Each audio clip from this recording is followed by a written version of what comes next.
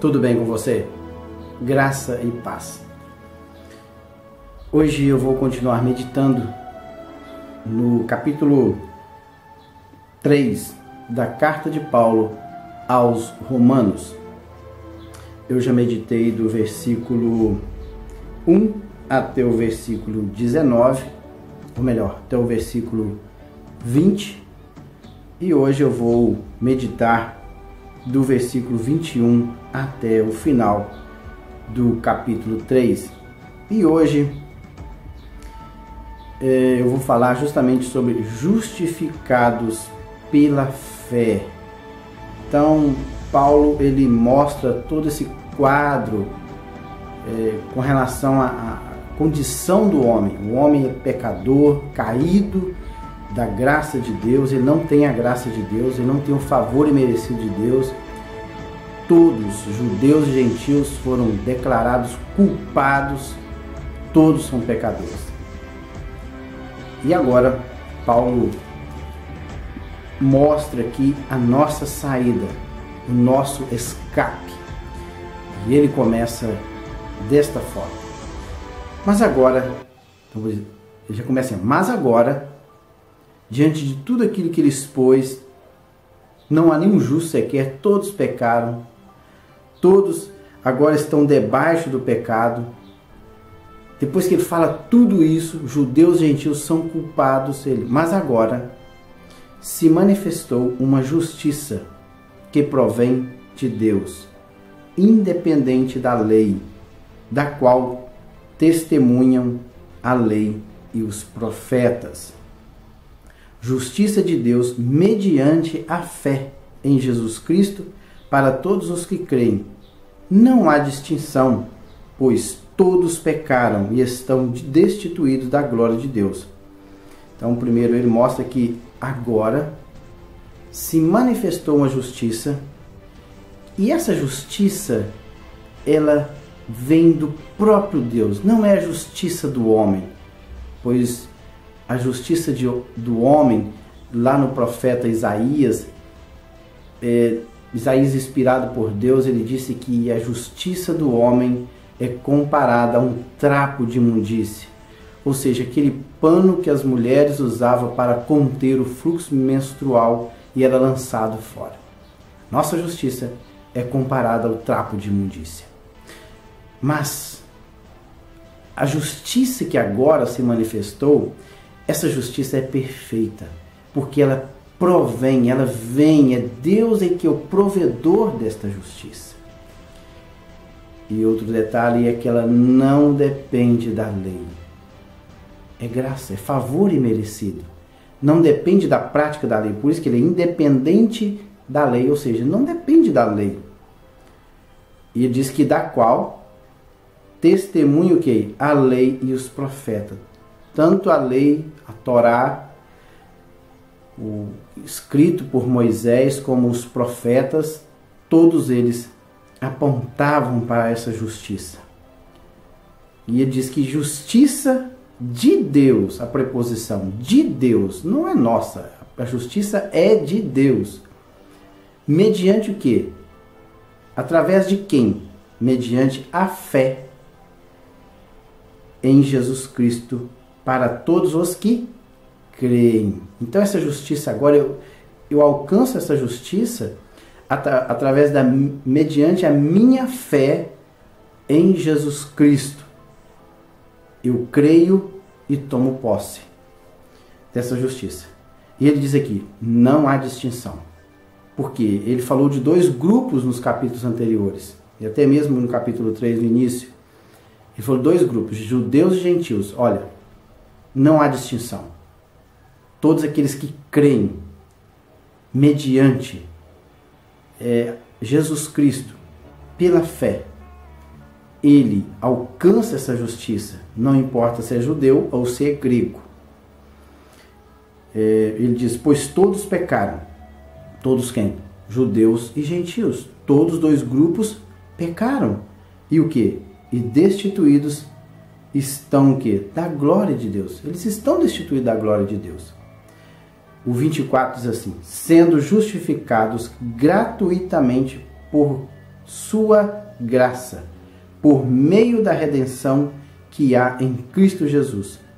Deus o ofereceu como sacrifício para propiciação mediante a fé pelo seu sangue, demonstrando a sua justiça. Em sua tolerância havia deixado impunes os pecados anteriormente cometidos, mas, no presente, demonstrou a sua justiça a fim de ser justo e justificador daquele que tem fé em Jesus. Então vocês podem ver que sempre a nossa salvação depende de nós crermos em Jesus.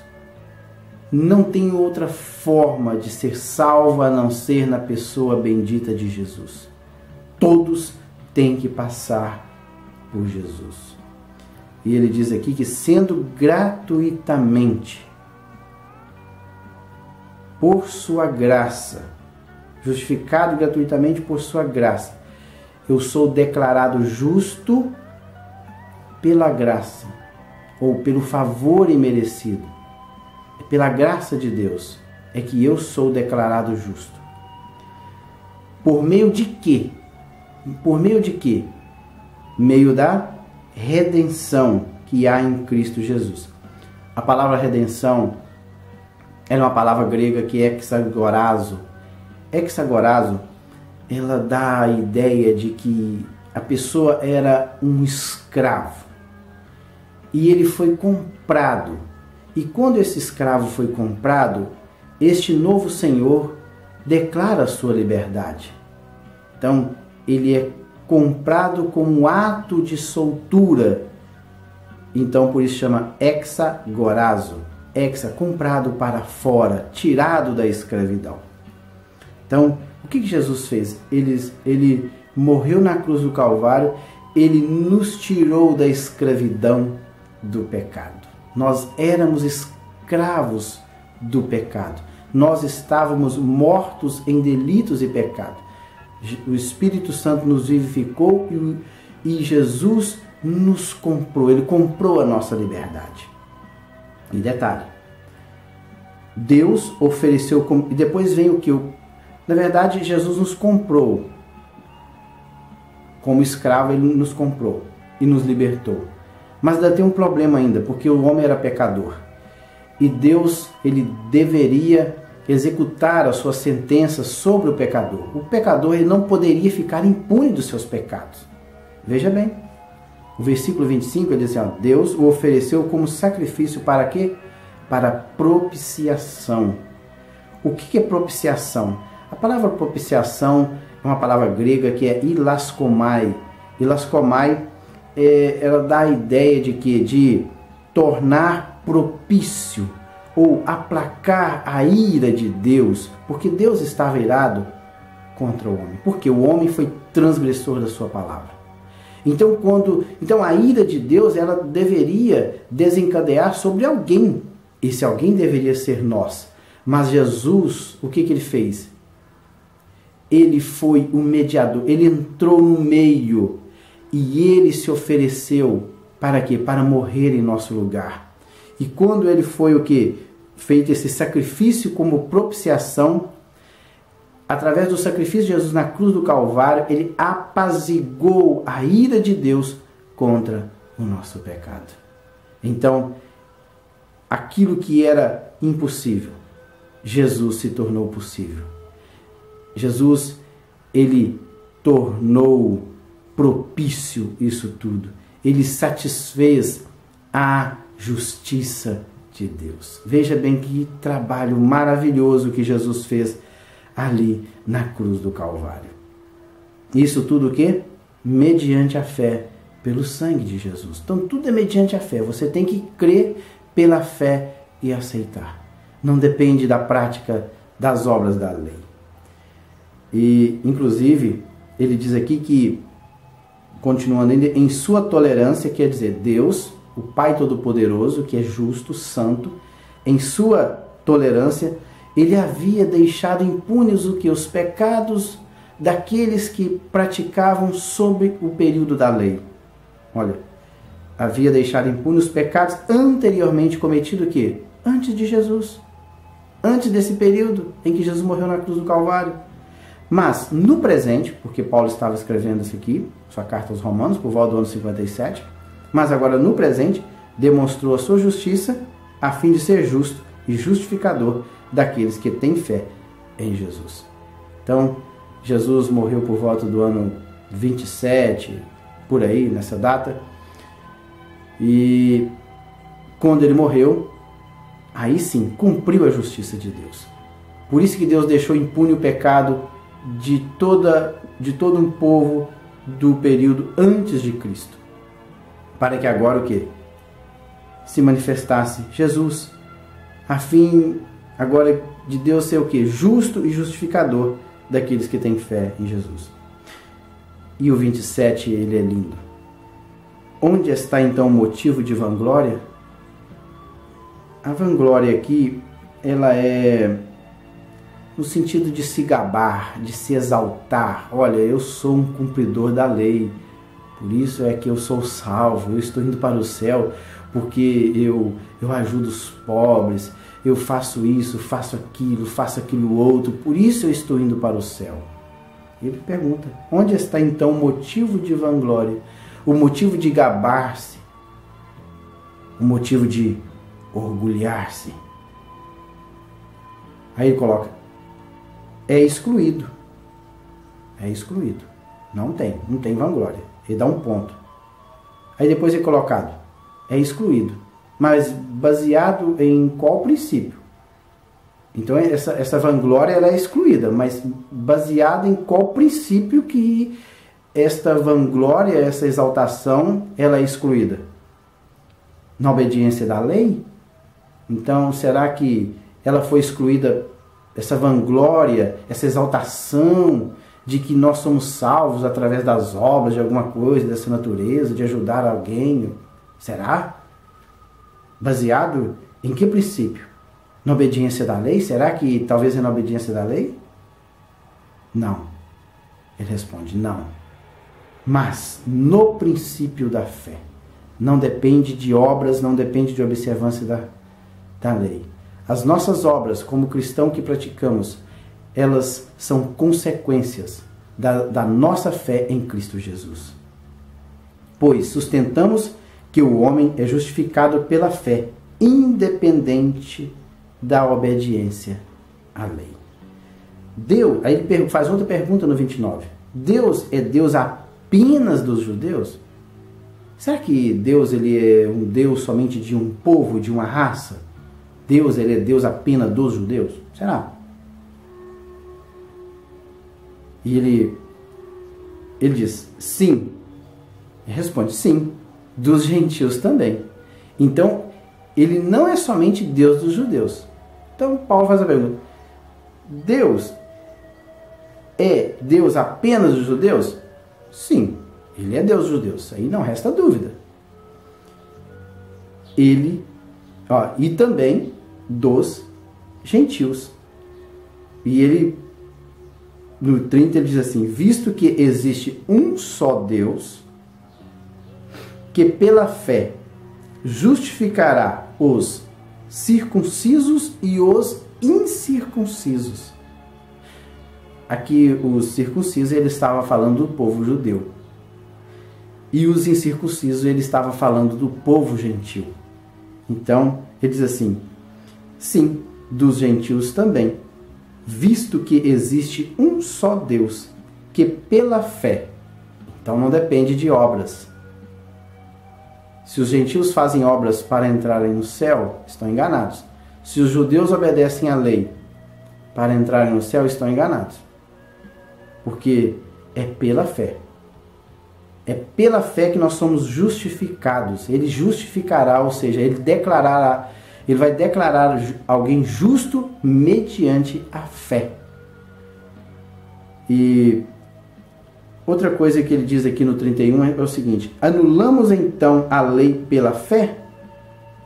Então agora, já que nós aceitamos a Cristo, pela fé nós cremos em Cristo, somos declarados justos perante Deus através da pessoa bendita de Cristo Jesus. Então, diante desse quadro, nós agora anulamos a lei? A lei foi anulada? Ele responde: de maneira nenhuma. Ao contrário, confirmamos a lei. O que Paulo está querendo dizer aqui? Paulo está querendo dizer o seguinte, que a lei, ela serviu como um espelho para mostrar o meu pecado, para informar para mim que eu estava manchado pelo pecado. Quando eu olhei no espelho, eu contemplei as manchas do pecado em todo o meu corpo. E que ela, como espelho, ela não tinha possibilidades alguma de me limpar destas manchas. Através desse espelho, que é a lei, eu jamais poderia ficar livre do meu pecado. Mas aí a lei, ela apontou para Cristo. Cristo sim. Cristo morreu na cruz do Calvário, derramou seu sangue e limpou os meus pecados. Ele purificou dos meus pecados. Mas e agora? Depois de liberto do pecado, o que eu faço agora? Sabe o que acontece? Depois que eu sou purificado dos meus pecados, sou declarado justo, para que eu continue uma vida santa, separado do mundo de pecado, o que Deus faz? Deus fala: meu filho, se você quiser continuar sendo santo, dá uma olhadinha novamente para a lei. Olha bem para a lei. Se você olhar para ela, você vai contemplar aquilo que realmente eu sou. Eu sou um Deus santo e eu quero que aqueles que me seguem se tornem santos. Por isso que os 10 mandamentos, se você olhar para os 10 mandamentos e observar os 10 mandamentos, mas agora no seu coração você se torna o quê? Santo. Porque lá está escrito: não terás outros deuses diante de mim, não fará para ti imagem de escultura, honra o teu pai e tua mãe, não matarás, não cobiçarás. E tudo isso, inclusive Jesus, ele foi enfático no Novo Testamento, que ele sintetizou os 10 mandamentos em 2. Ele diz que amarás ao Senhor teu Deus de todo o seu coração, de toda a sua alma, com todas as suas forças, e o seu próximo como a ti mesmo. Então ele faz uma observação da nossa adoração, do nosso amor para com Deus na posição vertical e depois para com o nosso próximo na posição horizontal. Nós temos que, quando nós amamos a Deus, nós temos prazer de servi-lo. E quando nós amamos o nosso próximo, nós queremos magoá-lo e maltratá-lo. Por isso que o final do capítulo 3 é justificados pela fé, através da pessoa bendita de Cristo Jesus. No próximo vídeo eu estarei meditando no capítulo 4 da carta de Paulo aos Romanos. Até lá!